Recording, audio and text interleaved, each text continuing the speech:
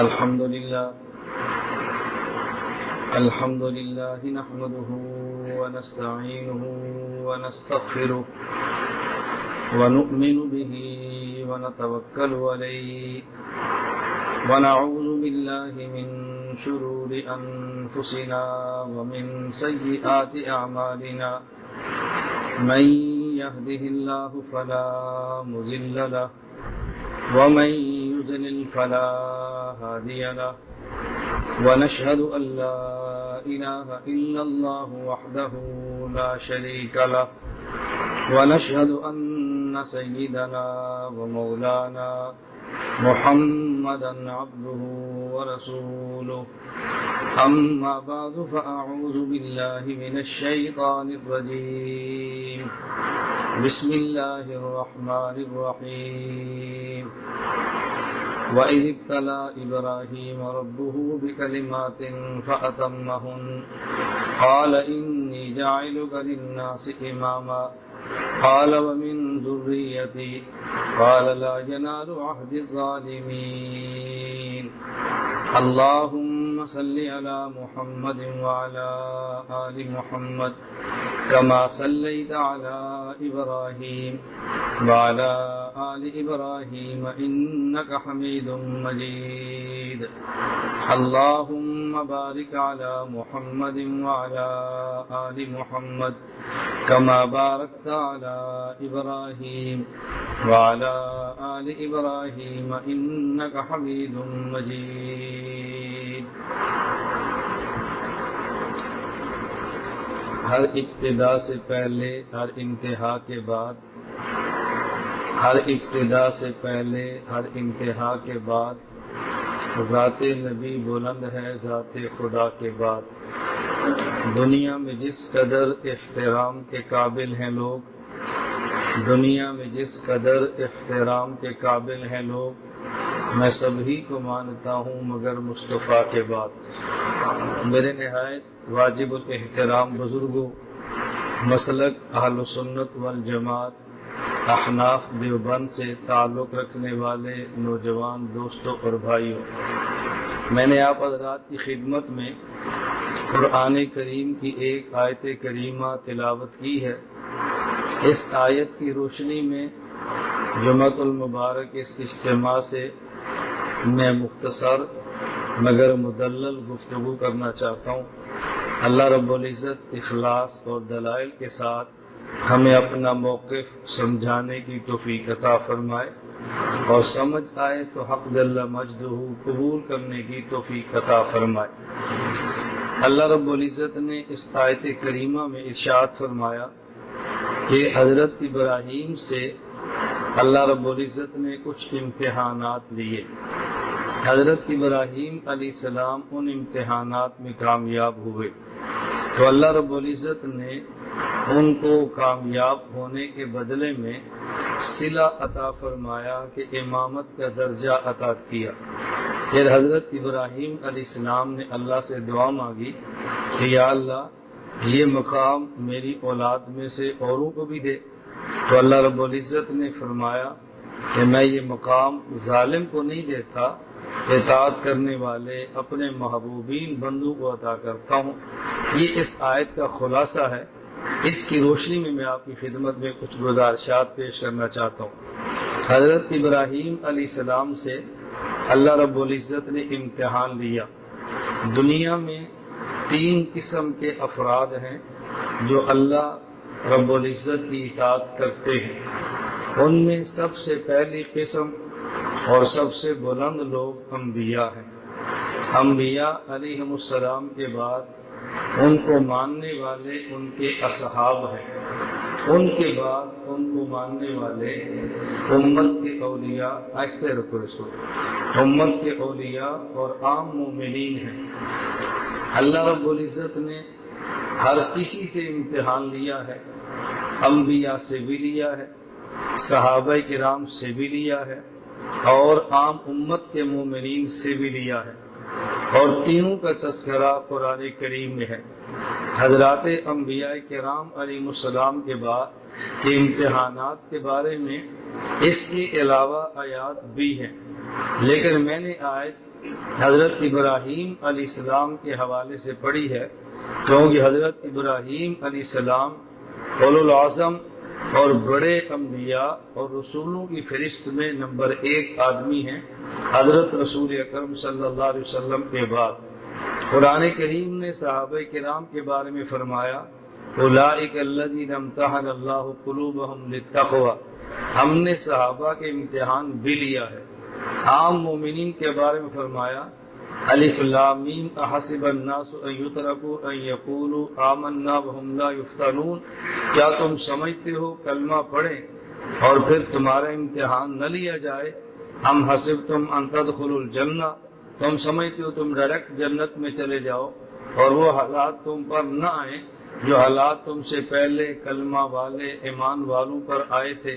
تو تینوں کا تذکرہ اللہ نے قرآن کریم میں کیا ہے، لیکن امتحانات کی ترتیب کیا ہے؟ نبی کریم صلی اللہ علیہ وسلم نے فرمایا اشد الناس بلاء الانبیاء ثم الامثل فالامثل، سب سے زیادہ امتحان اللہ اپنے نبیوں سے لیتے ہیں، پھر جو شخص نبی کے جتنا قریب ہے اللہ اس سے امتحان لیتے ہیں، پھر جو نبی کے زیادہ قریب ہے اللہ اس سے امتحان اسی طرح لیتے ہیں۔ معلوم ہوا کہ سخت ترین امتحان انبیاء کے ہیں، ان کے بعد اصحاب کے ہیں اور ان کے بعد علماء امت کے ہیں۔ یہ امتحانات کی ترتیب ہے۔ دوسری بات یہ سمجھیں کہ جب اللہ امتحان لیتے ہیں تو امتحان لینے کی وجہ کیا ہے؟ دنیا میں امتحان اس لیے لیا جاتا ہے کہ کسی بندے کو خاص منصب دینا ہے اور اس منصب کی لیاقت کو جانچنے کے لیے امتحان لیتے ہیں۔ جس میں لیاقت نظر آتی ہے اس کو منصب دے دیتے ہیں، جس میں لیاقت نظر نہیں آتی اس کو منصب نہیں دیتے۔ ہمارے یہاں امتحانات کا ایک طریقہ آج کے دور میں انٹرویو چلتا ہے، انٹرویو لیں گے جو اس میں کامیاب ہوگا اس کو وہ سیٹ دی جائے گی جس کے لیے انٹرویو لیا ہے، اور اگر وہ کامیاب نہیں ہوتا انٹرویو میں فیل ہو جائے تو اس کو وہ سیٹ نہیں ملتی جس کے لیے اس نے انٹرویو دیا ہے۔ تو دنیا میں امتحانات لیتے ہیں کہ منصب دینے کے لیے احوال کی جانچ پڑتال کی جائے، کیونکہ ممتحن کے علم میں اس بندے کی استعداد نہیں ہوتی اور امتحان کے ذریعے استعداد معلوم ہوتی ہے۔ لیکن اللہ کے امتحانات کی وجہ یہ نہیں ہے، اللہ رب العزت یہ نہیں کہ نبی کو نبوت بعد میں دیتے ہیں، پہلے امتحان لیتے ہیں، یہ نبوت کے قابل ہے بھی یہ نہیں، الیاذ باللہ، اللہ منصب نبوت عطا کر دیتے ہیں اور پھر پیغمبر سے امتحان لیتے ہیں، منصب صحابیت عطا فرما دیتے ہیں، پھر امتحان لیتے ہیں، اللہ رب العزت ایمان کی دولت عطا فرما دیتے ہیں اور پھر امتحان لیتے ہیں۔ اب آپ کے ذہن میں سوال آنا چاہیے، جب نبوت مل گئی، جب امتحان کا فائدہ صحابیت کا منصب ملا، اب امتحان کا فائدہ ایمان مل گیا، اب امتحان کا فائدہ، اب امتحان کی وجہ یہ ہے کہ جب اللہ قیامت کے دن نبوت کو مقامات دیں گے، صحابیت کو انعامات دیں گے اور امت کے عام ولی اور ایمان والے کو جب خاص انعامات دیں گے تو لوگ کہیں گے یہ انعام کیوں دیا ہے، یہ مقام کیوں دیا ہے، یہ لوگوں کے کیوں کا دروازہ بند ہو جائے گا۔ تو اللہ امتحان اس لیے نہیں لیتے کہ اللہ کے علم میں نہیں ہوتا، اللہ کے علم میں نہ ہوتا اللہ نبوت عطا ہی نہ فرماتے۔ جب نبوت دی ہے پھر بندے کے ذہن میں اگر سوال آئے کہ نبوت انہیں کیوں دی ہے، مجھے کیوں نہیں دی، صحابیت انہیں کیوں دی ہے، مجھے کیوں نہیں دی، اللہ پیغمبر کو امتحانات سے گزار کے امت پر واضح کرتے ہیں کہ جن امتحانات سے یہ گزرا ہے ان سے تم نہیں گزرے، اب تم دیکھتے ہو امتحانات کے باوجود بھی کہ میرا بندہ کیسے اپنے منصب پر قائم ہے، یہ کیسے وہاں پہ کھڑا ہے جہاں پہ میں نے کھڑا کیا۔ تو امتحان اس لیے نہیں ہے اللہ کے علم میں نہیں ہے، امتحان اس لیے ہے تاکہ بندوں کو پتہ چل جائے کہ اللہ نے بلا وجہ اس بندے کو مقام نہیں دیا، یہ بندہ اس مقام کا اہل تھا تبھی تو مقام یہ دیا ہے۔ اور یہ مفسرین نے کیسے لکھا ہے میں طلبہ کو سمجھاتا ہوں، آپ جلالین اٹھا کے دیکھیں، جلالین والا ایک لفظ کرتا ہے لنعلم ای علم ظہور، تاکہ ہم جان لیں، آگے علم ظہور، علم ظہور کا معنی کیا ہے؟ ہمیں تو پہلے ہی پتا تھا، لیکن ہم چاہتے ہیں کہ ایسا جانیں جس کا ظہور پوری انسانیت پہ ہو، ہر بندے کو پتا چلے کہ خدا نے یہ منصب کیوں دیا ہے، خدا نے یہ منصب کیوں دیا ہے۔ تو امتحانات کی وجہ تاکہ امت کو شکوہ نہ رہے کہ اللہ نے مجھے نبوت نہیں دی، فلاں کو کیوں دی ہے۔ اللہ امتحانات دے کے ان پہ واضح کرتے ہیں کہ تم اس قابل نہیں تھے، یہ اس قابل تھے، ہم ان کو جانتے ہیں، تم نہیں جانتے، یہ دیکھو ہم نے فلاں فلاں امتحان لیا، ہمارا نبی کیسے اس میں قائم ہوا۔ اب حضرت ابراہیم کا بطور خاص تذکرہ کیوں ہے؟ 1.25 لاکھ انبیاء علیہ السلام میں سے ایک حضرت ابراہیم وہ ہیں کہ ہمیں اللہ کے آخری نبی حضرت محمد صلی اللہ علیہ وسلم کا امتی ہونے کے باوجود حکم یہ ہے کہ تم ابراہیم کی ملت کی اتباع کرو، اتبع ملت ابراہیم حنیفہ۔ سوال یہ ہے انبیاء تو کئی تھے لیکن ہمیں تنہا ابراہیم علیہ السلام کی ملت کی اتباع کا حکم کیوں دیا ہے؟ اللہ فرماتا ہے وَإِذِ ابْتَلَىٰ إِبْرَاهِيمَ رَبُّهُ بِكَلِمَاتٍ فَأَتَمَّهُنَّ، میں نے ابراہیم علیہ السلام کو امتحانات کے اندر مبتلا کیا، ان سے امتحانات لیے، اور میرا ابراہیم ان سارے امتحانات میں جب کامیاب ہوا تو اللہ نے اعلان فرمایا انی جاعلک للناس اماما، میں نے آپ کو امامت دی ہے۔ توجہ رکھنا، میں نے آپ کو امامت دی ہے۔ امامت کا معنی یہ نہیں ہے کہ منصب امامت یہ منصب نبوت سے بڑا منصب ہے، یہ معنی نہیں ہے۔ مطلب یہ ہے ایک نبی ہے اور ایک آخری نبی ہے۔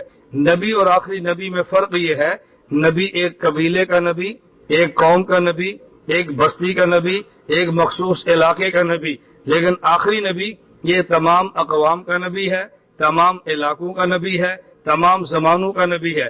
اللہ ابراہیم علیہ السلام کو اضافی منصب یہ دیا، آپ اپنے علاقے کے نبی بھی ہیں، اپنی قوم کے نبی بھی ہیں، اپنے زمانے کے نبی بھی ہیں، اور آئندہ آنے والوں کے لیے آپ امام بھی ہیں۔ امامت کا معنی مقتدا ہے، امامت کا معنی رہنما ہے۔ ہم نے آپ کو نبوت بھی دی ہے اور آئندہ آنے والوں کے لیے پیشوا بھی بنایا ہے۔ اس کا معنی یہ نہیں ہے کہ منصب امامت یا منصب نبوت سے کوئی بڑا منصب ہے، جیسے بعض اہل بدعت اور اہل کفر نے نیا فلسفہ ایجاد کی ہے کہ نہیں امامت کا درجہ یہ نبوت سے بڑا ہے۔ اللہ نے ابراہیم کو نبوت دی ہے اور پھر فرمایا اب تجھے امامت دیتا ہوں، تو معلوم ہوتا ہے امامت نبوت سے بڑا منصب۔ امامت نبوت سے بڑا منصب نہیں ہے، بلکہ سمجھایا یہ ہے کہ دیکھو ہم نے آپ کو نبوت بھی دی ہے اور بعد والوں کے لیے ہم نے آپ کو پیشوا بھی بنایا ہے۔ باقی انبیاء جتنے ہیں کسی نبی کے بارے میں ہمیں حکم یہ نہیں ہے جو تنہا ابراہیم علیہ السلام کا نام لے کر اللہ رب العزت نے فرمایا۔ ہماری 2 حیثیتیں ہیں، تیسری بات سمجھنا، نمبر 1 ہم ملت بھی ہیں، نمبر 2 امت بھی ہیں۔ اگر پوچھا جائے امت کس کی ہے، کنتم خیر امت اخرجت للناس، ہم امت حضرت محمد صلی اللہ علیہ وسلم کی ہے۔ اگر پوچھا جائے ملت کس کی ہے، انتبع ملت ابراہیم حنیفہ، ہم ملت ابراہیم کی ہے۔ امت محمدیہ ہے، ملت ابراہیمیہ ہے۔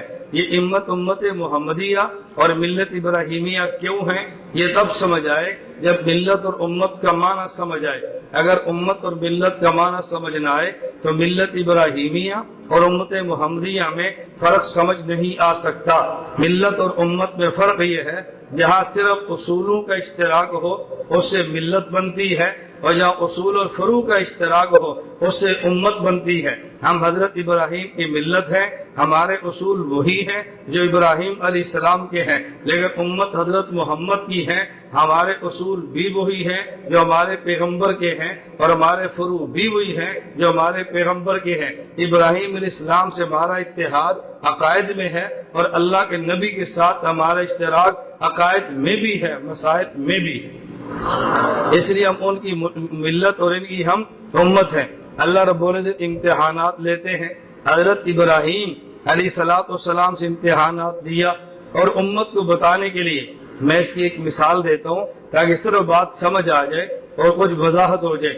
آپ نے سنا ہے محمود غزنوی کتنا بہادر اور کتنا نیک بادشاہ تھا۔ محمود غزنوی کے دربار میں ایک غلام ایاز تھا جس سے محمود بہت محبت کرتے تھے۔ اس محبت کی وجہ سے وزراء اور مشیرین کو رشک نہیں تھا، کبھی حسد بھی آتا تھا۔ ہم وزیر ہیں، ہم مشیر ہیں، بڑے لوگ ہیں، لیکن جو پیار اس سے ہے وہ ہم سے نہیں، جو عنایات اس سے ہیں وہ ہم پہ نہیں، جتنا اعتماد اس پر ہے وہ ہم پہ نہیں ہے۔ آخر وجہ کیا ہے؟ یہ شکوہ بادشاہ کے علم میں تھا، تو بادشاہ نے ان وزیروں کو بتانے کے لیے کہ میں اپنے ماموں سے اتنا پیار کیوں کرتا ہوں، امتحان لیا۔ امتحان یہ تھا، دربار سجایا، وزراء بیٹھ گئے، اور محمود بادشاہ نے ایک نہایت قیمتی ہیرے کا پتھر لیا اور ایک وزیر سے کہا اس کو توڑ دو۔ اس نے کہا بادشاہ سلامت، آپ کیسا حکم جاری فرماتے ہیں؟ یہ پتھر توڑے، کروڑوں مالیت کا ہے، سلطنت کے کام آئے گا، سنبھال لیں۔ بادشاہ کا رکھ دو۔ دوسرے وزیر سے کہا تم توڑو۔ اس نے کہا بادشاہ سلامت، اس وزیر کی رائے بڑی مناسب ہے، ہاں جناب اپنے فیصلے پر نظر ثانی فرمائیں، بلا وجہ اس کو توڑیں گے خزانے کا نقصان ہوگا۔ یوں 3-4 وزراء کو دیا، ہر وزیر نے ایک توجیہ، تعویل اور ایک ایسی بات کی کہ جس سے توڑنا نہ پڑے۔ وزراء موجود تھے، تو اس کے بعد بادشاہ نے ایاز اپنے غلام سے کہا کہ ایاز یہ ہیرا لو اور توڑ دو۔ اس نے فوراً 2 پتھر لیے، ایک نیچے رکھا، اوپر ہیرا، اوپر پتھر مارا، ہیرے کے ٹکڑے کر دیے۔ اور ان وزیروں نے کہا بادشاہ سلامت، یہ کیسا نالائق غلام ہے، اس کو اندازہ نہیں ہے، اس نے کروڑوں کا ہیرا بغیر وجہ کے توڑ کے کھرچیاں کر دیا ہے۔ بادشاہ نے پوچھا اس غلام سے پوچھا ایاز تم نے یہ ہیرا کیوں توڑا ہے؟ تمہارے علم میں نہیں تھا اتنا قیمتی ہیرا اور تم نے توڑ دیا؟ ایاز نے جواب دیا، اس نے کہا بادشاہ سلامت، یہ ہیرا بھی قیمتی ہے، آپ کا حکم بھی قیمتی ہے، میں نے جب دونوں میں فرق کیا تو مجھے آپ کا حکم ہیرے کی قیمت سے زیادہ لگا، اس لیے میں نے آپ کے حکم کو ترجیح دی ہے اور میں نے ہیرے کی پرواہ نہیں کی۔ بادشاہ نے کہا تمہیں سمجھ آیا میں ایاز سے محبت کیوں کرتا ہوں؟ تم شاہی خزانے کو دیکھتے ہو، یہ شاہی احکامات کو دیکھتا ہے۔ حضرت ابراہیم علیہ السلام نے شاہی خزانے کو نہیں دیکھا، ہمیشہ شاہی احکامات کو دیکھا۔ میرے اللہ کا حکم کیا ہے، اس حکم پہ ابراہیم علیہ السلام ٹکرائے ہیں، اور ٹکرائے کن سے ہیں؟ اگر آپ قرآن کریم پر نظر دوڑائیں، قرآن کریم کا مطالعہ فرمائیں، حضرت ابراہیم علیہ السلام کا ایک مقابلہ اپنے والد سے سب سے پہلے ہے۔ ابراہیم کے والد آزر یہ بت بناتے تھے، صرف یہ نہیں کہ بتوں کی پوجا کرتے تھے۔ ابراہیم علیہ السلام نے اپنے والد سے فرمایا، اپنے والد سے کہنے لگے یا ابت لم تعبد ما لا يسمع ولا يبصر ولا يغني، اے ابا آپ ان کی پوجا کیوں کرتے ہو؟ نہ دیکھ سکتے ہیں، نہ سن سکتے ہیں، نہ یہ آپ کے کام آ سکتے ہیں۔ ابا جی انی قد جاءنی من العلم ما لم یاتک، علم آپ کے پاس نہیں آیا جو میرے پاس آیا، آپ میری بات کو مانیں اور اس کی پوجا نہ کریں۔ ان کے والد غصے میں آ کر کہنے لگے اراغب انت عن آلہتی یا ابراہیم، تو نے میرے ان خداؤں کو چھوڑ دیا ہے، لئن لم تنتہ لارجمنک، ابراہیم اگر تو باز نہ آیا میں تجھے سنسار کر دوں گا۔ ابراہیم علیہ السلام کے سامنے ایک توحید ہے اور ایک والد ہے۔ ابراہیم علیہ السلام نے اللہ کی توحید کو بھی نہیں چھوڑا، توجہ رکھنا، اللہ کی توحید کو بھی نہیں چھوڑا اور اپنے والد کے ادب کو بھی نہیں چھوڑا۔ اپنے والد سے عرض کیا ابا جی میں آپ کو چھوڑ کے جا رہا ہوں، میں آپ کے لیے دعائیں کرتا رہوں گا اور مجھے امید ہے اللہ میری دعا قبول کرے گا۔ ادھر توحید ہے، ادھر ادب ہے۔ ہمارے ہاں اگر کوئی آدمی توحیدی بن جائے تو والدین، اپنے بزرگ، اپنے اسلاف کا گستاخ بن جاتا ہے، اور اگر کوئی اپنے اسلاف، اپنے آباء و اجداد کا با ادب بنے تو وہ توحید کی بجائے شرک کے گڑھے میں چلا جاتا ہے۔ ابراہیم علیہ السلام نے اللہ کی توحید کو بھی جانے نہیں دیا اور باپ کے ادب کو بھی جانے نہیں دیا۔ ہمیں حکم دیا ہے اتبع ملت ابراہیم حنیفا، ملت ابراہیم کو مطابق چلو۔ ابراہیمی وہی ہوگا جو اللہ کی توحید کا قائل بھی ہو اور اپنے بڑوں کے ادب کا قائل بھی ہو۔ کوئی آدمی توحید کی آڑ میں گستاخ بن جاتا ہے اور کوئی آدمی ادب کی آڑ میں مشرک بن جاتا ہے۔ ہم دیوبند والے اعتدال والے ہیں، توحید کی آڑ میں گستاخ بھی نہیں بنتے اور با ادب ہونے کی آڑ میں مشرک بھی نہیں بنتے، توحید کے بھی قائل ہیں، ادب کے بھی قائل۔ تو جو آدمی توحید کی آڑ میں اپنے اکابر کو گالیاں دے، ہم یہ تو نہیں کہتے توحیدی نہیں ہے، توحیدی نہیں ہے، لیکن یہ کہتے ہیں گستاخ توحیدی ہے۔ کیا کہیں گے؟ بولو کیا کہیں گے؟ ہم کہتے ہیں توحیدی نہیں ہے وہ جو فلاں بڑا توحیدی ہے، اتنا بڑا توحیدی ہے کہ نام کے ساتھ بھی توحیدی لکھا ہوتا ہے۔ میں نے کہا بھائی نام کے ساتھ توحیدی لکھنے سے بندہ توحیدی ہو تو پھر قدریہ جو تقدیر کے منکر ہیں انہوں نے اپنے مذہب کا نام ہی قدریہ رکھا ہوا ہے، تو بندہ سمجھتا ہے قدریہ نام ہے، یہ شاید تقدیر کے قائل ہوگے۔ آپ طلب علماء سے پوچھے، قدریہ وہ ہے جو تقدیر کے منکر ہیں۔ توحیدی نام لکھنے سے بندہ توحیدی نہیں بنتا، اصلی نام لکھنے سے بندہ اصلی نہیں بنتا، سلفی نام لکھنے سے سلفی نہیں بنتا۔ نام سلفی رکھا ہوا ہے، اکابر گالیاں اسلاف کو، نام اصلی رکھا ہوا ہے اور ماننا آثار صحابہ کو نہیں ہے، آثار اکابر کو نہیں ہے، آثار اولیاء کو نہیں ہے۔ سلفی وہ ہے جو اسلاف کو مانے، اصلی وہ ہے جو اکابر کے آثار کو مانے، اکابر کے آثار کو گرائے اور کہ جی میں اصلی ہوں، اسلاف اکابر کو توڑے اور پھر کہ میں سلفی ہوں۔ یہ خیال استو محال استو جنو، یہ ملت ابراہیمی نہیں ہے۔ ہم توحید کے بھی قائل ہیں، ادب کے بھی قائل ہیں۔ ابراہیم علیہ السلام کے والد مشرک تھے، ابراہیم علیہ السلام نے باپ کی وجہ سے شرک نہیں کیا، لیکن اللہ کی ذات کی وجہ سے ابراہیم علیہ السلام نے اپنے باپ کی گستاخی بھی نہیں کی، دونوں کو سنبھالا ہے، اور دونوں کو سنبھالنا یہ ہر کسی کے بس میں نہیں ہوتا، دونوں کو سنبھالنا یہ ہر کسی کے بس میں نہیں ہوتا۔ اس پر واقعات تو کئی ہیں، میں ایک واقعات سیرت کا پیش کرتا ہوں۔ حضرت ام المومنین امی عائشہ رضی اللہ تعالی عنہا، یہ صحیح بخاری کتاب النکاح کی آخری حدیث ہے۔ ام المومنین امی عائشہ رضی اللہ تعالی عنہا، صحیح بخاری میں تو ایک مختصر یہاں پر حدیث کا ٹکڑا ہے، عاتبنی ابو بکر وجعل یطرنی بیدہ، امی عائشہ فرماتی ہیں فی خاصرتی ولا یمنعنی من التحرک الا مکان رسول اللہ ورسول فخذی۔ امی عائشہ فرماتی ہیں اس کا خلاصہ کیا ہے، حضرت رسول اللہ صلی اللہ علیہ وسلم اپنے صحابہ کرام کے ساتھ سفر جہاد میں نکلے، واپسی پہ امی عائشہ کے گلے کا ہار گم ہو گیا، اس ہار کو تلاش کرنا شروع کیا، بڑی دیر لگ گئی، پانی موجود نہیں تھا، نماز کا وقت آ گیا، آیات تیمم اتری، تیمم کی حکم بھی نازل ہوا۔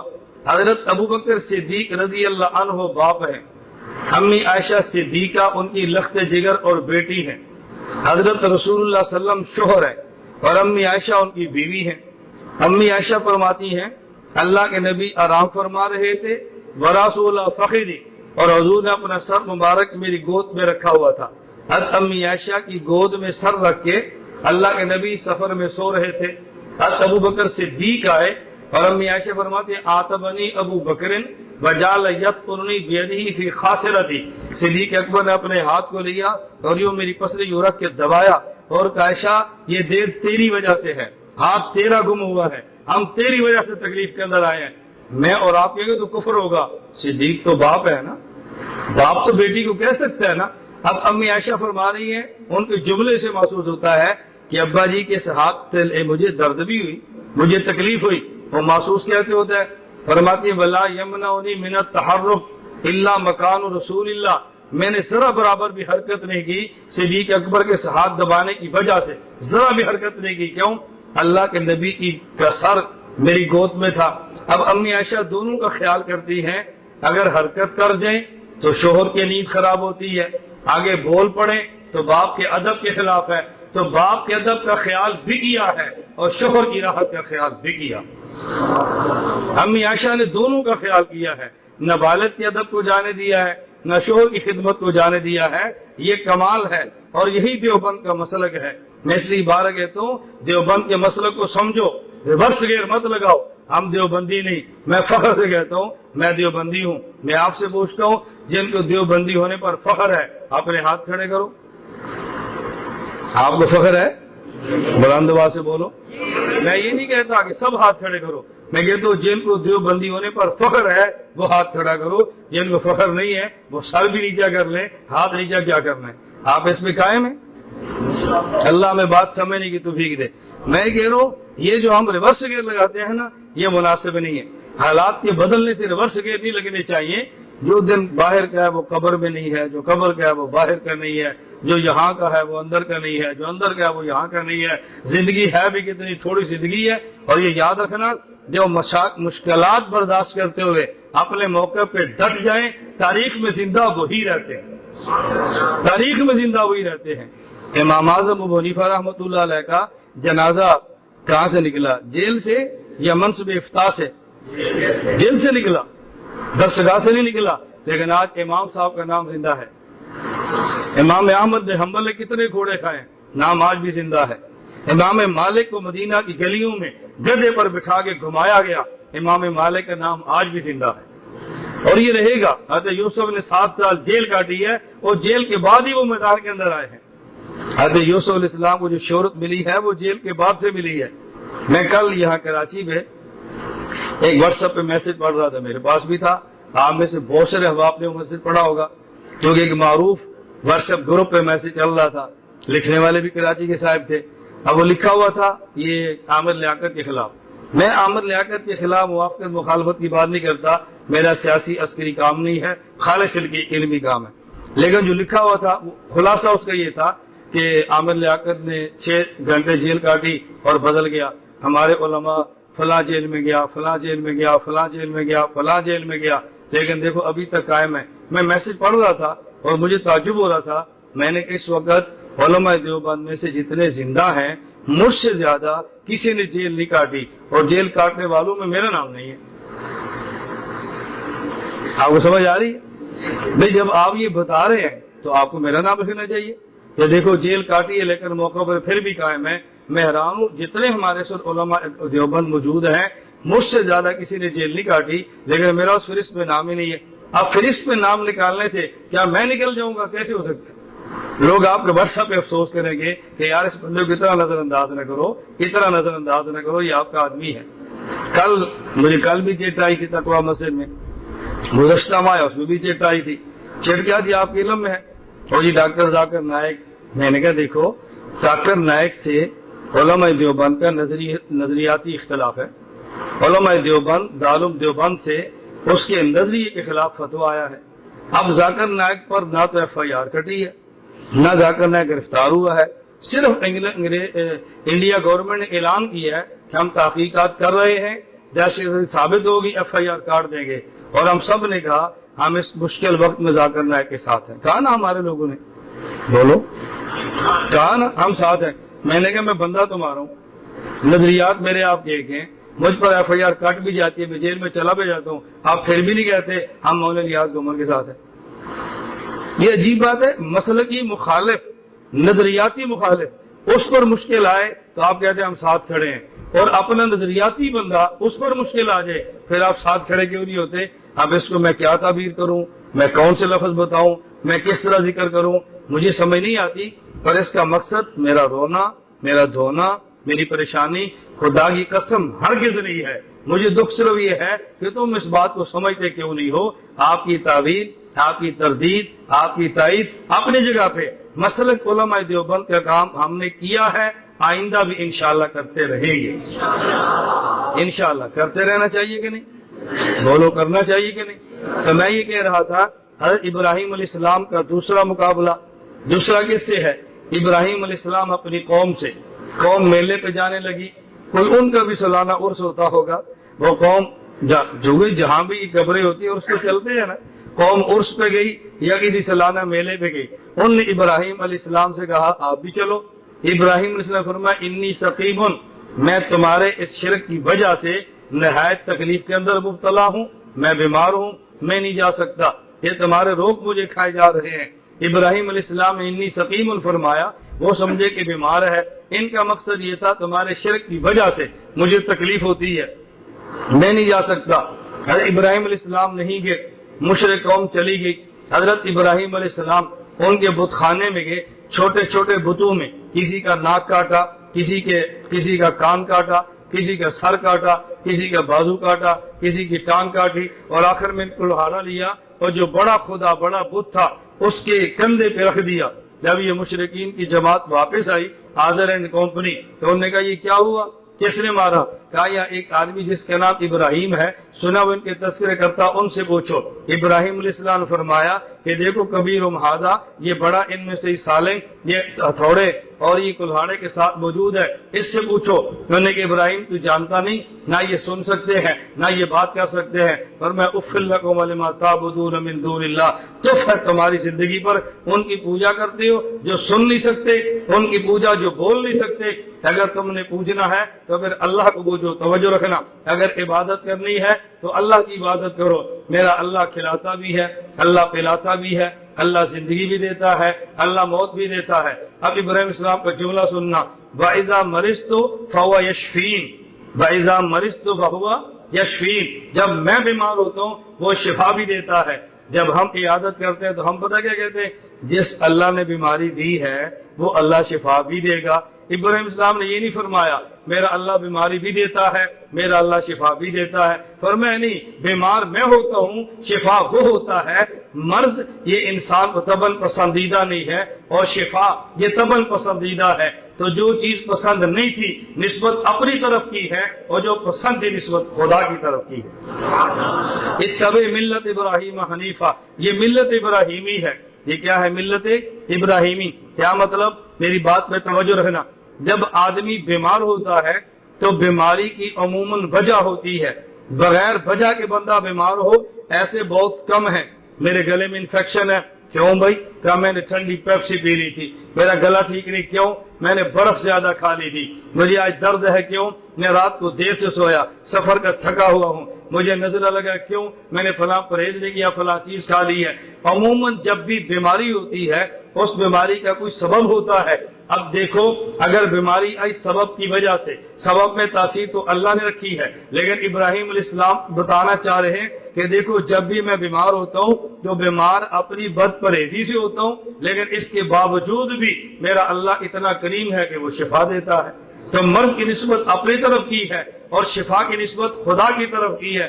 اس سے ہمیں اعتدال کا سبق ملا کہ جب کوئی تکلیف آئے، جب کوئی مصیبت آئے، جب کوئی دکھ آئے تو آپ اچھی طرح سمجھا کرو کہ یہ جو مجھے تکلیف ہے، قرآن کریم کہتا ہے تمہارے ہاتھوں کی وجہ سے ہے، تمہارے کرتوتوں کی وجہ سے ہے۔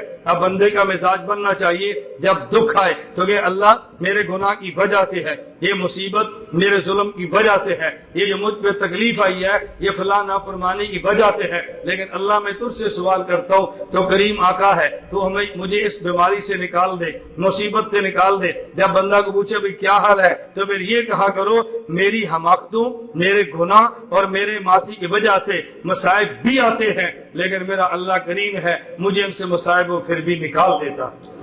تو یہ نسبت اللہ کی طرف نہ کیا کرو، یہ نسبت اپنی طرف کرو۔ نمبر 3، حضرت ابراہیم علیہ السلام کا واسطہ بادشاہ وقت سے بڑا۔ الم تر الی الذی حاج ابراہیم فی ربی، نمرود کہتا ہے میں خدا، ابراہیم کہتا ہے میرا اللہ خدا۔ توجہ رکھنا، نمرود کہتا ہے میں خدا، ابراہیم علیہ السلام فرماتے ہیں میرا اللہ خدا۔ نمرود نے کہا دلیل دو، ابراہیم علیہ السلام نے فرمایا دیکھو میرا اللہ پیدا بھی کرتا ہے اور مارتا بھی ہے۔ نمرود نے کہا پیدا کرتا اور مارتا تو میں ہوں۔ جو قیدی جیل سے منگائے، سزائے موت کے قیدی کو بری کر دیا، اور جو بری تھا اس کو سزائے موت دے دی، کہا دیکھو میں مارتا ہوں اور میں زندہ کرتا ہوں۔ ابراہیم علیہ السلام سمجھے کہ یا تو شاطر ہے عوام کو دھوکہ دے رہا ہے، اور یا یہ بہت شاطر ہے دھوکہ دے رہا ہے، یا بہت احمق اور بدمغز کوڑ مغز ہے کہ یہ موت حیات کا معنی نہیں سمجھتا۔ کوڑ مغز آدمی موت حیات کا معنی نہیں سمجھتا تو پھر موت اور حیات کے معنی کے اندر شکوک بھی پیدا کرتا ہے۔ موت حیات کا معنی سمجھ لائے تو شکوک و شبہات کبھی بھی پیدا نہیں کرتا۔ اور نمرود بھی کوڑ مغز تھا اور موت حیات کا معنی نہیں سمجھا، اس نے سمجھا سزائے موت کے قیدی کو بری کرنا یہ حیات ہے اور بری کو سولی پہ چڑھانا یہ موت ہے۔ میں اپنے لفظوں میں کہتا ہوں وہ سمجھا نہیں ہے۔ میں تھوڑی سی بات اشارہ کرتا ہوں، اگر کوئی آپ کا مہمان آیا اور خدا نہ کرے اس مہمان کا ایکسیڈنٹ ہوا لیکن مرا نہیں، زخمی ہوا اور ٹھیک ہو گیا، گھر پہنچا، آپ اس سے پوچھو بھی کیا حال ہے، وہ یہ نہیں کہے گا اللہ نے مجھے زندگی دی ہے، وہ کہے گا اللہ نے مجھے نئی زندگی دی ہے۔ زندگی ملنا اور ہے اور نئی زندگی ملنا اور ہے۔ سزائے موت کا قیدی رہا ہو جائے وہ یہ نہیں کہتا میں زندہ ہوا ہوں، وہ کہتا ہے مجھے نئی زندگی ملی ہے۔ نمرود نے نئی زندگی کا نام زندگی رکھا، نمرود نے نئی زندگی کا نام زندگی رکھا، وہ حیات کا معنی نہیں سمجھا تھا، الجھن کے اندر مبتلا ہو گیا۔ اللہ میں یہ باتیں سمجھنے کی توفیق عطا فرمائے۔ میں ایک چھوٹی سی بات پوچھتا ہوں، قبر میں عذاب و ثواب ہوتا ہے یا نہیں؟ بولو نہیں، سب نہ بولو، جو جس کا عقیدہ ہے صرف وہ بولو۔ ہمارے منافقت اور 2 نمبر کام نہیں ہے، عقیدہ ہے تو بولو، نہیں ہے تو نہ بولو۔ میں یہ تھوڑا کہہ رہا ہوں تو دیکھو کون بول رہا ہے۔ کون نہیں بول رہا؟ ہم دنیا میں کسی کو ذلیل کریں یا مسلک دیوبند کا مزاج نہیں ہے، ہمارے بارے میں تو غلط فہمی ہے، لیکن میں اپنے بندوں کو تو پوچھ سکتا ہوں نا، قبر میں عذاب اور ثواب ہوتا ہے یا نہیں؟ اب سارے سوالات کیوں ہیں؟ قبر کا معنی نہیں معلوم، سارے سوال کیوں ہیں؟ عذاب کا معنی نہیں معلوم، قبر اور عذاب کا معنی معلوم ہو جائے اشکالات ختم ہو جائے۔ آپ کو کہ جی کیوں؟ قبر کہتے ہیں جہاں میت یا میت کے اجزاء ہوں، اس کا نام قبر ہے۔ قبر کسے کہتے ہیں؟ بولو۔ جہاں میت یا میت کے، ہندوؤں نے اپنی میت کو جلا دیا، اس کے جلے ہوئے کھرچیوں کو، ٹکڑوں کو پانی میں بہا دیا، تو یہ اجزاء کہیں ہیں یا نہیں؟ یہی قبر ہے۔ آپ کہتے ہیں قبر کدھر ہے؟ بھائی مانا آئے تو پھر اشکال نہ ہونا۔ ایک آدمی پانی میں گرا، مر گیا، لاش بہہ گئی، لاش گل گئی، اس کے اجزاء پانی میں تحلیل ہو گئے، لیکن اجزاء میت کے پانی میں تحلیل ہو کر کہیں گئے ہیں نا۔ قبر کون سی جگہ ہے؟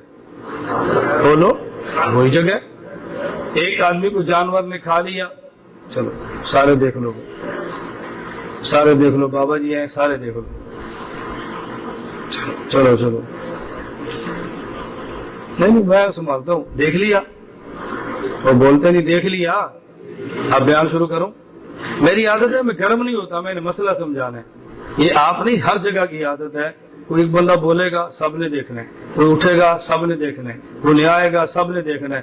یہ چونکہ پنجاب بھی ہوتا ہے، خیبر پختونخوا بھی ہوتا ہے، بلوچستان بھی ہوتا ہے، سندھ بھی ہوتا ہے، کراچی بھی ہونا ہے ہر جگہ پہ۔ میں دل چھوٹا نہیں کرتا، مسئلہ سمجھاتا ہوں۔ آپ نے دیکھ لیا، شروع کروں بات؟ بولو۔ ایک آدمی کو جانور نے کھا لیا، جانور مر گیا، اس کی اجزاء اس کے معدے کے اندر تحلیل ہو گئے، اس کے پخانے سے باہر نکل گئے، لیکن کہیں ہے یا نہیں؟ قبر کون سی جگہ؟ جہاں میت یا میت کی رضا، وہی قبر ہے۔ اب سوال ہو رہا ہے اس کی تو قبر ہے ہی نہیں، جو جل گیا قبر ہے ہی نہیں، پانی میں بہہ گیا قبر ہے ہی نہیں، جانور نے کھا لیا قبر ہے ہی نہیں۔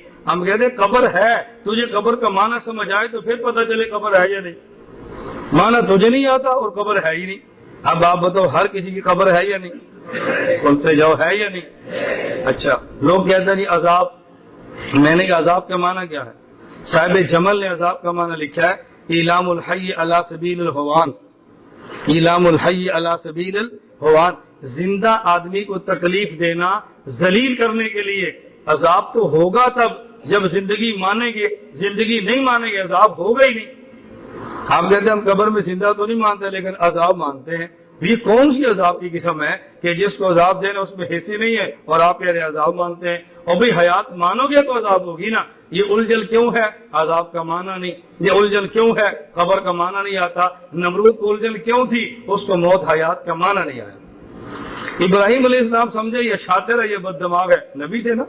ابراہیم السلام نے فوراً دلیل نہیں بدلی، دلیل کا رخ بدلا ہے۔ فرمایا ان اللہ یاتی بالشمس من المشرق فات بها من المغرب، میرا اللہ سورج مشرق سے لاتا ہے، اگر تو خدا ہے تو مغرب سے لا۔ فبہت الذی کفر، اس دلیل کا جواب نمرود کے پاس نہیں تھا۔ میں یا جامع بنوریہ علم السیرہ مولانا محمد عالم خان صاحب کے پاس پڑھتا، ہمیں ثانیہ والے سال وہ فرمانے لگے تم ملت ابراہیمی پر ہو، اگر تمہیں کوئی مشرق ملے جو بیٹے کا نام اللہ دتا کی بجائے پیرا دتا رکھے، اس سے تم یہ بات پوچھنا کہ تو نے اللہ دتا کی بجائے پیرا دتا نام کیوں رکھا ہے؟ وہ کہے گا شادی کو 20 سال ہو گئے، اللہ سے دعائیں مانگی، منتیں مانگی، مگر مجھے بیٹا نہیں ملا، میں نے فلاں پیر کے پاس گیا، بیٹا مل گیا، فلاں کی منت مانگی، بیٹا مل گیا، تو میں نے بیٹے کا نام پیرا دتا رکھا ہے، دیا جو پیر نے ہے، اللہ سے مانگتا رہا اس نے نہیں دیا۔ فرمانے لگے سے تم وہی دلیل دو حضرت ابراہیم نے جو مشرق بادشاہ کو دی تھی۔ ابراہیم علیہ السلام کی دلیل کا خلاصہ کہ ایک راستہ سورج نکالنے کا وہ ہے جو میرے اللہ نے بنایا، اسے مشرق کہتے ہیں کہ وہاں سے روزانہ سورج میرا اللہ نکالتا ہے۔ اگر تو خدا ہے تو سورج اس راستے سے لا جو راستہ خدا نے سورج نکالنے کا نہیں بنایا، میں خدا تجھے مان لوں گا۔ اگر ابراہیم علیہ السلام فرماتے روزانہ مشرق سے سورج خدا لاتا ہے، کل تو لا، تو مشرق سے سورج نے نکل آنا تھا، اس نے کہنا تھا دیکھو ابراہیم میں نکال کے لے آیا ہوں، پر میں نہیں، ایک راستہ سورج نکالنے کا میرے خدا نے بنایا ہے، تو وہاں سے نہیں، راستہ بدل کے لا، تو میں سمجھوں گا خدا تو ہے، تو لایا۔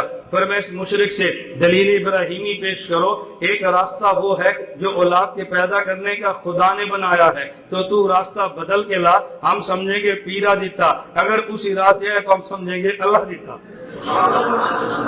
پٹھان کی دلیل ہے، نہیں سمجھے؟ کس کی دلیل ہے؟ پٹھان کی دلیل ہے۔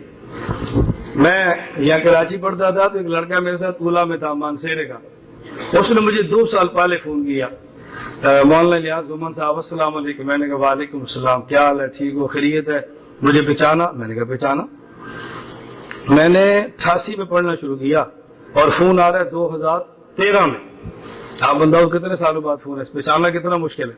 میں نے کہا میں نے پہچان لیا، میں نے نام بتایا، مانسیرے کا تھا، علاقہ بتایا، تو مجھے کہتا ہے اللہ کا شکر ہے میرے 4 بیٹے ہیں، بیوی ہے۔ پھر اس نے بیٹے کا نسب گننا شروع کیا، ابراہیم علیہ السلام تک لے کر گیا، کہتے ہمارا شجرہ ابراہیم علیہ السلام سے ہے۔ میں نے کہا میری 3 بیویاں ہیں، اور اس میں اس وقت میری تیسری نہیں تھی، میں نے کہا 2 بیویاں ہیں، میرے 8 بچے ہیں، اور میرا بیٹا بڑا عبداللہ بہادر ہے، اور اس کا شجرہ آدم گھمن سے ملتا ہے۔ جیسے ملتا ہے آدم، اس نے کہا ابراہیم خان علیہ السلام، میں نے کہا آدم گھمن علیہ السلام، مجھے کہا آدم علیہ السلام گھمن تھے، میں نے کہا ابراہیم علیہ السلام پٹھان تھے۔ بھائی تیرا شجرہ ابراہیم علیہ السلام سے ملا، ہم سب کا شجرہ اوپر کیسے ملتا ہے؟ گھمن ہے آدم علیہ السلام کی اولاد، سید ہے آدم علیہ السلام کی اولاد، قریب ہے، امیر ہے، سارے ان کی اولاد ہیں۔ میں نے کہا وہاں ساری قومیں جمع ہو جاتی ہیں۔ میں خیر یہ سمجھا رہا تھا، ہمارے استاد نے بتایا ہم ملت ابراہیمی ہے، امت محمدیہ ہیں، تو مشرق کو وہ دلیل دو جو ابراہیم علیہ السلام نے پیش کی تھی۔ دلیل سمجھ آ گئی آپ؟ اسے وہ بھی راستہ بدل سے لا پیرا دیتا، جو راستہ خدا نے بنایا اس راستے سے آئے تو پھر اللہ دیتا ہے، پھر پیرا دیتا نہیں ہے۔ اس آیت کے تحت آپ مدرسے میں جائیں اور آپ تفسیر مدارک اٹھا کر دیکھیں، علامہ نصفی حنفی تفسیر ہے 2 جلدوں میں، اور میں طلبہ سے کہتا ہوں جس نے مختصر اور مدلل حنفی تفسیر دیکھنی ہو وہ تفسیر مدارک کا مطالعہ کرے، تھوڑی سی بڑی اور مفصل دیکھنی ہو وہ روح المانی اپنے پاس رکھے، یہ 2 تفسیریں عربی رکھے، آپ کا ذوق بنتا رہے گا۔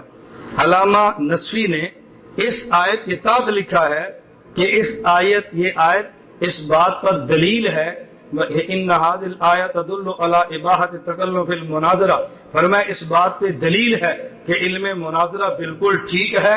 کیوں؟ اس لیے ابراہیم علیہ السلام نے نمرود سے مناظرہ کیا، اگر مناظرہ حرام ہوتا ابراہیم کبھی نہ کرتے، کیوں ابراہیم نبی ہیں اور نبی حرام کام کبھی نہیں کرتے۔ ایک ہے مناظرہ کرنا، ایک ہے ماننا، تم کر نہیں سکتے نہ کرو، لیکن انکار تو نہ کرو نا کہ مناظرہ ہے ہی شریعت میں، یہ انکار کیوں کرتے ہو؟ اس کا انکار کرنا تو دل شریعہ کا انکار کرنا ہے۔ میں خیر یہ عرض کر رہا تھا، اللہ نے حضرت ابراہیم کا امتحان لیا اور ابراہیم علیہ السلام ان امتحانات میں کامیاب نکلے۔ میں نے صرف ان کی زندگی کے 3 گوشے ذکر کیے ہیں، ایک گفتگو اپنے والد سے، ایک گفتگو اپنی قوم سے، اور ایک گفتگو اپنے بادشاہ وقت سے۔ ہم انبیاء کے وارث علماء ہیں، کبھی ہماری گفتگو خاندان سے ہوگی، کبھی گفتگو اہل محلہ سے ہوگی، اور کبھی گفتگو وقت کے حاکم سے ہوگی۔ باپ سے گفتگو ہو، موقف تب نہیں بدلنا، ادب کا خیال رکھنا ہے۔ گفتگو اہل محلہ سے ہو، موقف پھر نہیں بدلنا، ادب کا خیال رکھنا ہے۔ گفتگو بادشاہ وقت سے ہو، ادب کا خیال رکھیں لیکن موقف نہ بدلیں، ریورس گیئر نہ رہیں، اپنے نام مت تبدیل کریں، جہاں کل تھے وہاں آج ہیں، اور خدا نے زندگی رکھی تو یہیں پر آئندہ کل بھی ہوں گے انشاءاللہ۔ ہم کون ہیں؟ بولو ہم کون ہیں؟ ریورس گیئر کیوں لاتے ہیں؟ پاکستان جہاں ہم بیٹھے ہیں، یا پاکستان کا پرچم کس نے لہرایا تھا؟ مولانا یہ کون تھے؟ دیوبندی۔ قائد اعظم محمد علی جناح رحمت اللہ علیہ کا جنازہ کس نے پڑھایا تھا؟ یہ کون تھے؟ قرارداد پاکستان بنانے والے مولانا شبیر احمد عثمانی کون تھے؟ پاکستان کا تصور دینے والے مولانا اشرف علی تھانوی کون تھے؟ دیوبندے۔ محمد علی جناح کو دین کی طرف لانے والے مولانا شبیر احمد تھانوی، مفتی محمد شفیع، یہ کون تھے؟ بولو کون تھے؟ 73 کا آئین پاکستان بنانے والے مفتی محمود، یہ کون تھے؟ سارا کچھ ہمارا اور ہم دیوبندی نہیں۔ اپنی شناخت کیوں ختم کرتے ہو؟ جب سب کچھ تم نے بنایا ہے، سب کچھ آپ کا ہے، پھر شناخت کیوں ختم کرتے ہو؟ لوگ بڑے بڑے بیانات سن کر بدل جاتے ہیں، وہ جو فلاں بہت بڑے عالم ہیں، فلاں بہت بڑے مبلغ ہیں، وہ کہتے ہیں امت بن کے جیو، دیوبندی مت بن کے جیو۔ میں نے کہا ان سے کہو جب تمہارا اجتماع ہو وہاں شیعہ بھی بلاؤ، اہل حدیث بھی بلاؤ، بریلوی بلاؤ، سارے بلاؤ۔ لوگ پوچھے سارے اسٹیج پہ کیوں بیٹھے ہیں؟ کوئی امت کا اجتماع ہے، دیوبند کا نہیں ہے۔ نہیں، میں تردید نہیں کر رہا، میں مخالفتیں نہیں کرتا، میں آپ کو بات سمجھاتا ہوں۔ اس مدرسے کے محتمم کون ہے؟ یہ کون ہے؟ دیوبندی ہے۔ میں کون ہوں؟ آپ کون ہیں؟ جگہ جسے دی وہ کون ہے؟ چندہ کون دیتا ہے؟ دیوبندی نہ کو بو آ رہی ہے، دیوبندی مت کو بو آ رہی ہے، یہ سب بدبودار بیٹھے ہیں، بو آ رہی ہے۔ دیوبندی کیوں لگے؟ یہ عجیب بات ہے۔ ہمارے پاکستان کی وفاق کتنے ہیں؟ کتنے ہیں؟ ایک وفاق اہل تشیع کا، اہل حدیث کا، جماعت اسلامی کا، بریلوی کا، ایک اس کا، اور پانچوں کا نام کیا رکھا ہے؟ اتحاد تنظیمات مدارس دینیہ۔ میں نے کہا اس کو ختم کرو، سیدھا وفاق المسلمین سارے شامل کر لو، ہم آپ کے ساتھ ہیں، جھگڑے ختم ہو جائے۔ رکھنے بھی 5 ہیں، الگ نصاب بھی رکھنا ہے، الگ امتحانی پرچہ بھی رکھنا ہے، الگ تشخص بھی رکھنا ہے، اور پھر ہم کہتے ہیں خود کو دیوبندی نہ کو۔ میں بہت چھوٹا ہوں لیکن میں اپنے اکابر کی لاج رکھوں گا، مر جاؤں گا لیکن یہ کہتا رہوں گا مجھے دیوبندی ہونے پر فخر ہے۔ ہمیشہ کو دنیا میں رہنا ہے تو ہمیشہ جینا ہے۔ آئندہ نسلوں کو ہم غلط عقیدہ قطعا نہیں دے سکتے، ہم آئندہ کی نسلوں کو صحیح عقیدہ دیں گے انشاءاللہ۔ میں آپ طلباء سے گزارش کرتا ہوں، آپ ابھی سے نوٹ کر لو، 13، 14، 15، 16، 17 یہ 5 ذی الحج اسی جگہ پہ دورہ تحقیق المسائل ہوگا۔ آپ آئیں گے انشاءاللہ؟ آپ بھرپور تیاری کرو، سارے مدارس میں اطلاع کرو۔ یہ میں نے اس وجہ سے شروع کیا ہے کہ ہر بندہ سرگودا نہیں آ سکتا، ہم نے کہا کراچی دورہ شروع کر دو، طلباء یہاں پڑھے۔ ابھی انشاءاللہ ہمارا 5 روزہ دورہ تحقیق المسائل شروع ہوگا، اور اللہ نے چاہا تو میں نے مولانا قاسمی صاحب سے عرض کر دی ہے سال کے دوران میں خود آؤں گا۔ خالص دورہ حدیث کے طلباء ہوں، چھوٹے طلباء ہم منع نہیں کرتے، لیکن ائمہ مساجد، مدرسین اور اہل علم کو ہم دعوت دیں گے۔ ہمارے اکابر علماء دیوبند نے تو 26 مسائل پہ مشتمل دیوبند کی دستاویز المحنت بنائی ہے۔ میں خود انشاءاللہ اسی مدرسے میں آگے پوری المحنت سب کل پڑھاؤں گا۔ آپ آئیں گے انشاءاللہ؟ آپ پڑھے نا دیوبند المحنت؟ میں نے لکھی ہے، کس نے لکھی ہے؟ مولانا خلیل احمد سہارنپوری نے۔ تو مجھے کیوں گالیاں دیتے ہو؟ میرا جرم صرف یہ ہے کہ جو حضرت سہارنپوری نے لکھا ہے میں کہتا ہوں سمجھ لو یہ فرقہ واریت پھیلا رہا ہے۔ اگر میں بڑی وضاحت سے بات کہتا ہوں، ہمارے ہاں حیات النبی کے عنوان پہ امام اہل سنت شیخ سرفراز صاحب نے کتاب لکھی ہے، نام کیا ہے؟ تسکین الصدور۔ کیا نام ہے؟ آپ ذرا پڑھیں اس کا پس منظر کیا ہے۔ اس کتاب کے لکھنے کا حکم جمعیت علماء اسلام کی شورا اور امیر مفتی محمود صاحب نے دیا ہے۔ لکھنے والے کون ہیں؟ مولانا سرفراز خان صفدر۔ لکھوانے والی جمعیت، لکھنے والے مولانا سرفراز خان صفدر، اور بیان کرنے والا محمد الیاس گمن۔ وہ دونوں ٹھیک ہیں اور میں شرارتی ہوں۔ جس نے لکھوائی وہ بھی ٹھیک، جس نے لکھا وہ امام اہل سنت، اور جو بیان کرتا ہے وہ شرارتی ہے۔ میں کہتا ہوں جو کچھ ہمارے کعبے نے لکھا ہے ہم وہ بیان کرتے رہیں گے انشاءاللہ۔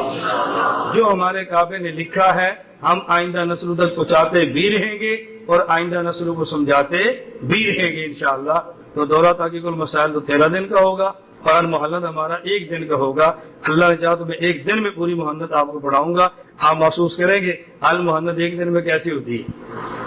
ہمارے نصاب میں شمائل پانچ دن کی میں کہہ رہا ہوں، 13 سے لے کر 17 تک، 13، 14، 15، 16، 17 5 دن ہو گئے۔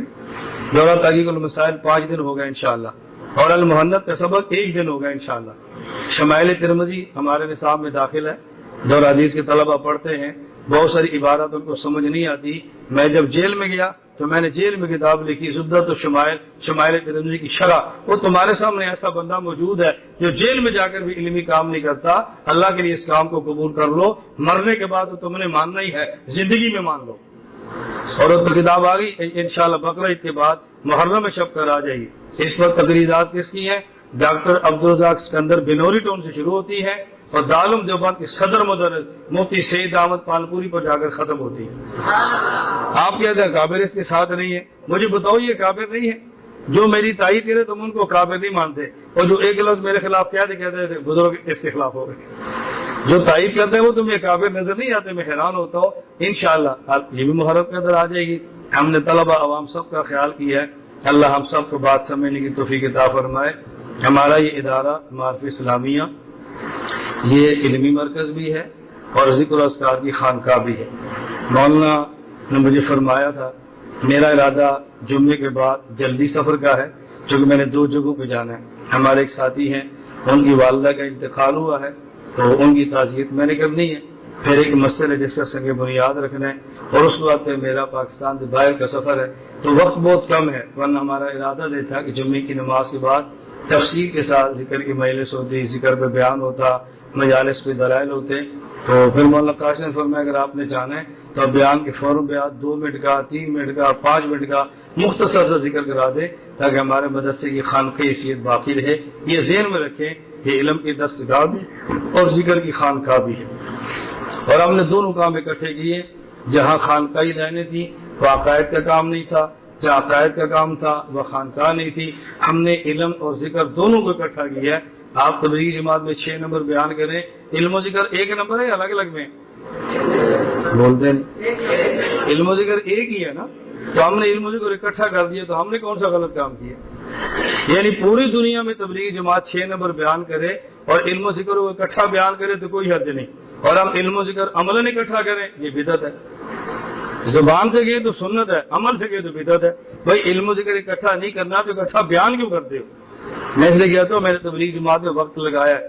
یہ مدنی مسجد مرکز کا جو کنواں بنا ہے، میں درجہ ثالثہ بنوریہ پڑھتا تھا، کہ الحمدللہ ہم نے اپنے ہاتھ سے کھودا ہے درجہ ثالثہ والے تھا۔ میں نے تبلیغ میں وقت لگایا نا، مجھے پتا ہے جب علم و ذکر بیان کریں تو اس وقت یہ بات کہی جاتی ہے کہ جو کسی شیخ سے بیعت ہو وہ اس کی بتائی تسبیحات پڑھے، اگر بیعت نہیں ہے تو پھر ٹھیک تسبیحات پڑھے۔ یہ میں نمبر غلط سنا رہا ہوں یا ٹھیک سنا رہا ہوں؟ اصل تو بیعت ہے، ادھر بیان بھی کرتے ہیں پھر بیعت کی مخالفت بھی کرتے ہیں، ذکر بیان بھی کرتے ہیں، ذکر کرنے سے بھٹکتے ہیں، پھر کہتے ہیں بدعت ہے، ہمارے اکابر کا طریقہ نہیں ہے۔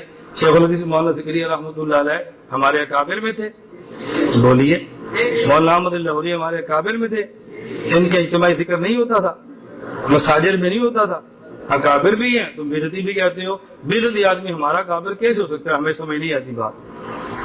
قرآن کریم سمجھنے کے لیے کن کن تفاسیر کا مطالعہ کرنا چاہیے؟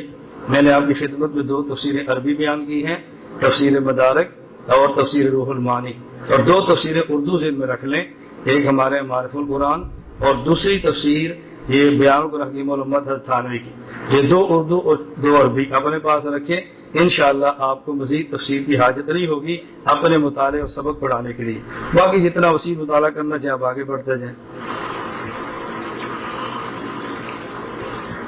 میں نے آپ سے عرض کیا کہ ہم نے اس لیے مختصر کیا ہے جناب ذکر مفرد کا ثبوت قرآن و حدیث سے ثابت ہے یا نہیں؟ اگر تو ذکر مفرد کا معنی صرف اللہ اللہ کہیں تو حدیث پاک میں قیامت اس وقت تک قائم نہیں ہوگی جب تک ایک بندہ بھی اللہ اللہ کہنے والا نہیں ہوگا۔ یہ مفرد ہے یا مرکب ہے؟ بولو، کسی مفرد ہم کرتے ہیں، آپ کہتے ہیں ثابت کہاں سے؟ یہ ہوگا تو قیامت نہیں آنی، جب یہ ختم ہو جائے گا قیامت آ جانی۔ اسی ذکر مفرد نے قیامت کو روک کے رکھنا ہے اور آپ کا ذکر مفرد کو دلیل پیش کر دیں۔ جب باقی مسائل پہ بات آتی ہے تو آپ کہتے ہیں ہم اپنے اکابر کے اندھے مقلد ہیں، اور جب ذکر کی باری آتی ہے تو نہیں، یہ بدعت ہے۔ باقی مسائل پہ اندھے مقلد ہیں، اس پر کیوں آپ بھٹک جاتے ہیں؟